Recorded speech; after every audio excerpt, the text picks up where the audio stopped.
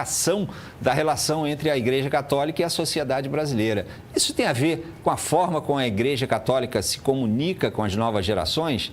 Essa tendência de crescimento constante das igrejas evangélicas, pentecostais e neopentecostais pode ser explicada pelo fato de elas proporcionarem uma experiência religiosa mais emocional e personalizada na atração de fiéis, professor? Boa noite, Tardan. Boa noite a todos. Com certeza, na realidade, nós recebemos hoje os dados do Instituto Brasileiro de Geografia e Estatística, do último censo do IBGE 2022.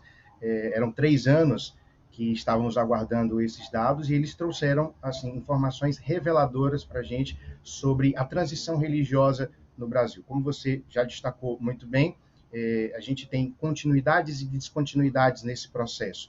A gente tem o declínio do catolicismo que continua, pelo menos desde a segunda metade do século XX, o crescimento dos evangélicos, crescimento do grupo do sem religião e de outros como, por exemplo, a Umbanda e o Candomblé, que tiveram um crescimento significativo de acordo com esses dados. O que acontece de novo nessa pesquisa, o que tem chamado a atenção dos pesquisadores, é a descontinuidade dos índices de decréscimo do catolicismo.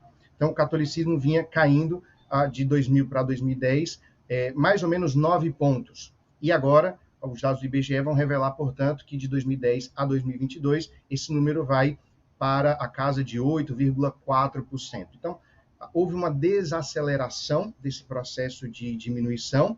E, por outro lado, a gente teve o crescimento contínuo dos evangélicos, que partiram de 22,2% para 26,9%, mas é um crescimento menor do que eles tinham na primeira década do século XX. Como você colocou, existem vários fatores ou questões que podem ser levantadas aqui e, naturalmente, essa religiosidade de natureza mais emocional ou estática é um dos fatores que certamente estão na base do crescimento evangélico da sociedade brasileira, no Nordeste, por que não dizer, e também no Ceará.